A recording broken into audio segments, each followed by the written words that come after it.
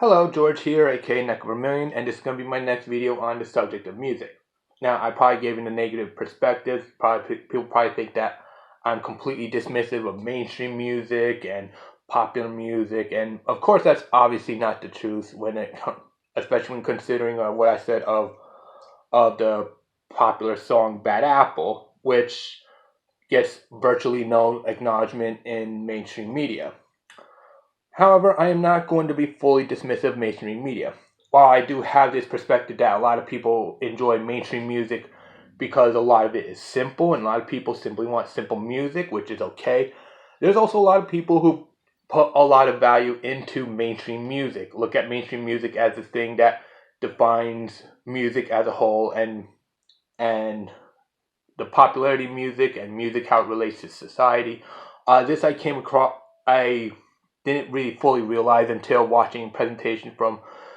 Okay, I'm gonna probably not say the names right. My apologies if I do, but and that goes with everyone that I'm about to mention in this video. But one Michaela Ben Dory, who spoke of like the merits of mainstream music, and she does have interesting points, and it is understandable like how it relates culturally and stuff like that. And there is a cultural significance when it comes to music and mainstream media. Although I would also say you would learn about culture as well, looking outside the mainstream as well. You know, I do agree and disagree with certain points. Another one I'm like that is another person by the name of Aaliyah Allen Coleman, and with what she has said is that the is how she relates to music. She relates ethnically to music. I don't so much relate ethnically to music. If I did, the only people I would be listening to would be people like Mylene Farmer and Jan Hammer, or is it John Hammer? I don't know. But like that would be the only music I would listen to. All the other music I've mentioned in the past two videos and all the music I'm going to be mentioning in this video, I would be ignoring. Well, most of them I would be ignoring, and I can't find myself doing that. But Aaliyah does make an excellent point, which is why there are people like myself who are not comfortable with the mainstream. You know, it goes back to what I said about how broadcasters market towards a certain audience. And Leah talks about like how the music she likes is being referred to as a different genre. Like I forget if she said it was called pop rap or rap pop.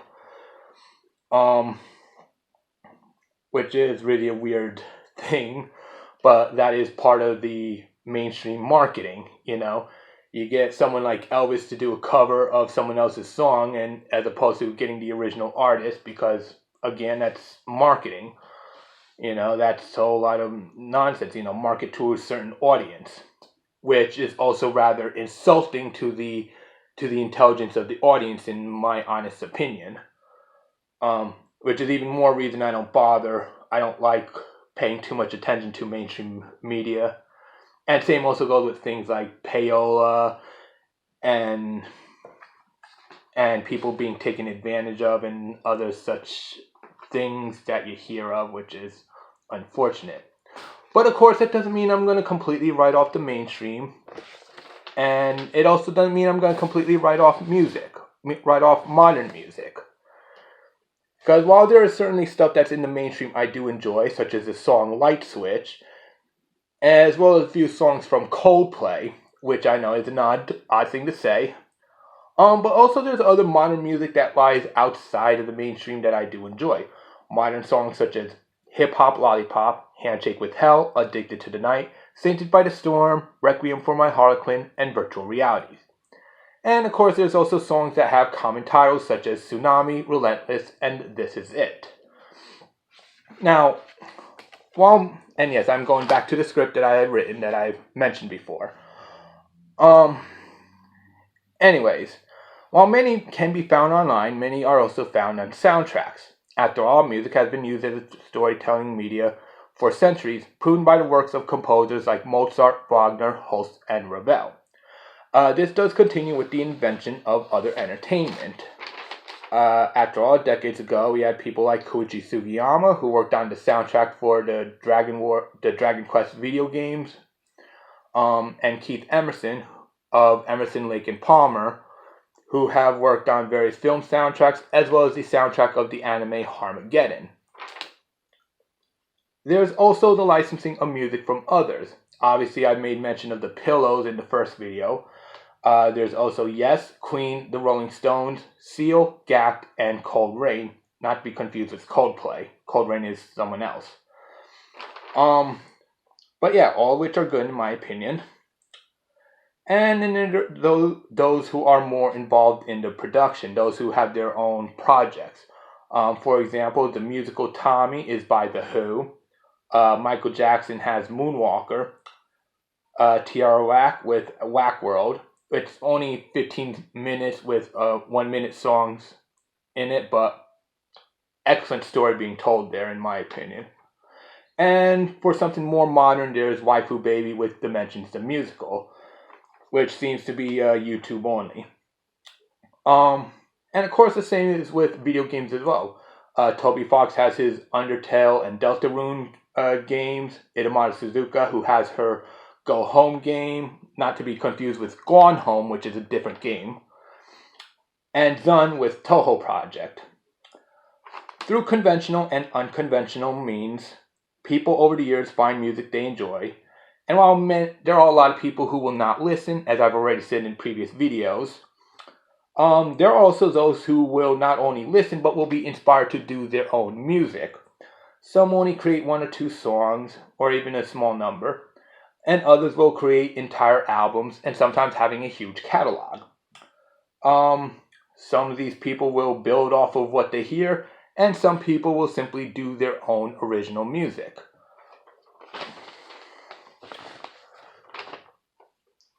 Examples include Nathan Sharp and Tricky Wee. And going back to Zun, Zun has also been an influence for many. The previously mentioned Bad Apple was in fact influenced by the music that Zun put into his video games. Just the same, there's also the group Unlucky Morpheus, who's going on to do their own original music. And I'm also going to reference even more, which, like I said, at least I think I said in this recording, is off of the game Touhou Spell Bubble. These are music created by fans of Zun. Songs such as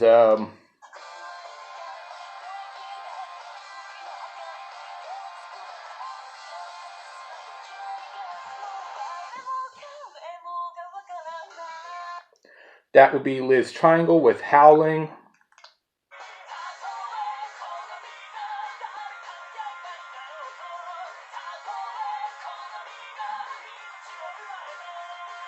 That would be, I don't know if I'm pronouncing the name right, but Sekenya with The Maximum Moving About. And this one is especially curious.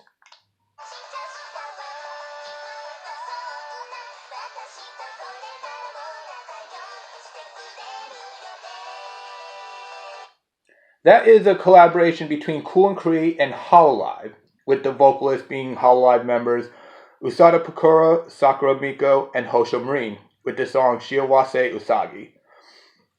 Although Hololive does a lot more involving original stuff, they will from time to time, of course, collab with others and work with others. More on that later, because I have something special to say about that.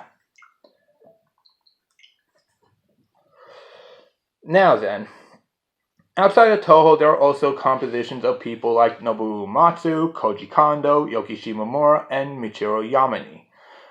People who have also had performed with orchestras, have their own bands, and have also even collaborated with other bands. Such as Koji Kondo doing a piece with Imagine Dragons. Of course, though, there is the elephant in the room, technology. Many devices do have limits. As a result, music gets quantized. The good in that is that there is a removal of unwanted static and similar. That is a thing that happens during the process of quantizing.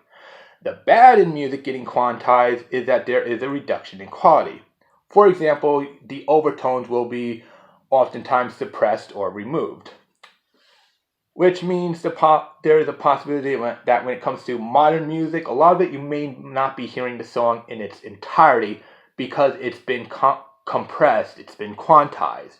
Those missing overtones may be the thing that makes the song stand out, which is also why a lot of people favor live music over recordings. Fortunately, technology has gotten better. However, some will still rely on the compression and the like because either it's convenient, they think it's the normal thing to do, or because they're trying to emulate a certain style. And then there's AI-generated content. Often it's simple or random. And then there's software like Vocaloid, which basically has the computer sing, much like text-to-speech software. Vocaloid is especially known for their voice patch and mascot, Hatsune Miku, a character whom had virtual and hologram concerts. Things eventually took a sharp turn due to personal preferences and curiosities from others. Some who use Vocaloid go on to work with actual vocalists, and then there's people like Lolia and Jubyphonic who do covers of Vocaloid songs. And then comes the end of 2016. Now, for this, I'm going to have to step back a bit and go into a brief history, which is the history of electronic interfaces and visual graphics. See, 1970s had a lot of experimentation with CGI.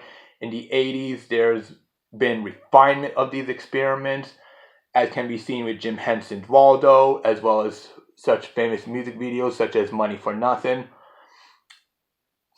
And then came more characters, more acts, more presentations. 90s comes about, which is a mastery of what's been refined. And we eventually got groups that I had mentioned in the first video, such as Gorillaz and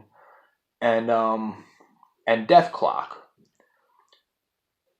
And then eventually technology became more available to the public, allowing people to go online with their own mascots and personas. And so we come to the end of 2016 with the debut of Kizuna Ai. She did much the same thing that others did, such as playing games and talking to the audience. However, the overall presentation was different from others. This is relevant to music because she has also done her own music. She has her own albums. And she has also introduced herself as a virtual YouTuber, or VTuber for short. Soon others did the same, either becoming VTubers themselves, changing their channels to be VTuber channels, or debuting as a VTuber. Along with Kizuna Ai, there are other performers, such as the Fariana, as well as previously mentioned people, Jubyphonic, Tricky Wee, and Waifu Baby. And then there's also the various VTuber groups, agencies, and the like. VShojo, for example, has Iron Mouse and Nanners, who sang the song Virtual Insanity. Virtual Realities. Virtual Insanity is a completely different song. But yeah, Iron Mouse and Nanners sang Virtual Realities. Niji Sanji has Finana Ryugu, who sang one of the songs titled Tsunami. And of course, there is there's also the previously mentioned Hololive. And remember how I said in the very first video about Sony and Universal being exceptions? Well, the thing is that Sony of Japan has the VTuber group Verse. And of course, it was also announced earlier in the month, at least at the time of this recording, that Hololive's own Calliope Mori is going to be having albums under the Universal. So at least there's that as well. So while music may not be doing what it used to be, it is certainly going into some very vast and interesting directions. And should anyone want an example of what some of these virtual talents look like, well, I'm going to make reference to a member of the Virtual Witch Phenomenon group. This is Coco with K's.